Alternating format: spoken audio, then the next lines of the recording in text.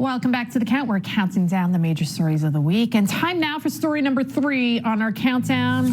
What's in the bags? At this week's cabinet meeting, President Trump tossed it to the Director of National Intelligence, Tulsi Gabbard, regarding potential corruption in the 2020 election.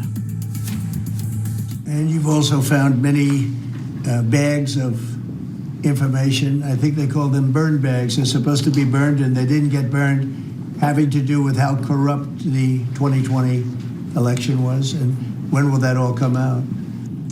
Mr. President, I will be the first to brief you once we have that information collected. But you're right, we are finding documents literally tucked away in the back of safes in random offices in these bags and in other areas, which again speaks to the intent of those who are trying to hide the truth from the American people and trying to cover up the politicization that was led by people like John Brennan and James Clapper and others that have caused really immeasurable harm to the American people and to our country.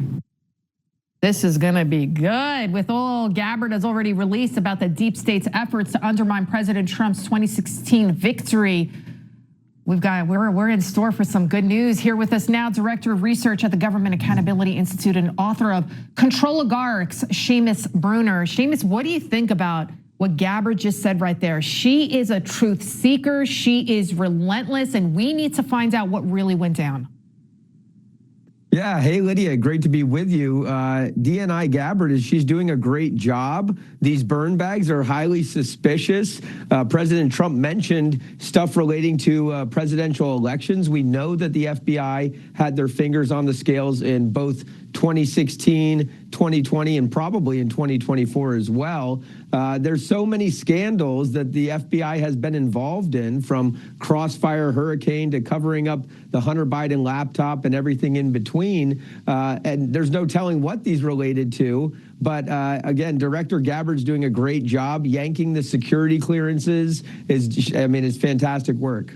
You know, and also in some good news, nearly a dozen FBI whistleblowers who face retribution from the Biden administration from speaking out against it have now signed agreements with the FBI and the DOJ to have their security clearances reinstated. They're even going to collect back pay. Do you see, Seamus, that the tide is finally turning?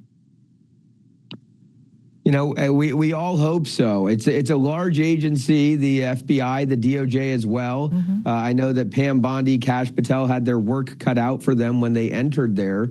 Thousands and thousands of agents, many of them are not good people, and it's hard to root them all out. But I do think we are heading in the right direction. I think there's plenty of evidence for that, and it's going to take some time to restore the American people's confidence in our institutions, especially the FBI, especially the DOJ. But there's definitely steps in the right direction.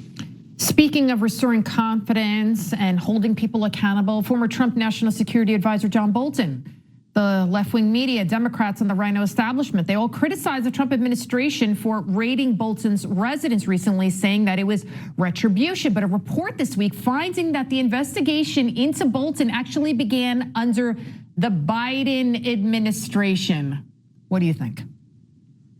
Yeah, exactly right. People like John Bolton, they all celebrated when Donald Trump's residence was raided, when Mar-a-Lago got raided. They all got book deals. They wrote, huge, 6 and 7 figure book deals, all about their time working with and then betraying Donald Trump. And the thing about this is justice is not retribution. These are the people who always scream, no one is above the law. Well, that includes John Bolton. And when you're selling or brokering access to classified information, when you're using your security clearances to get book deals and speak about the president on matters that you really shouldn't, this is justice, not retribution. Allegedly, of course, allegedly.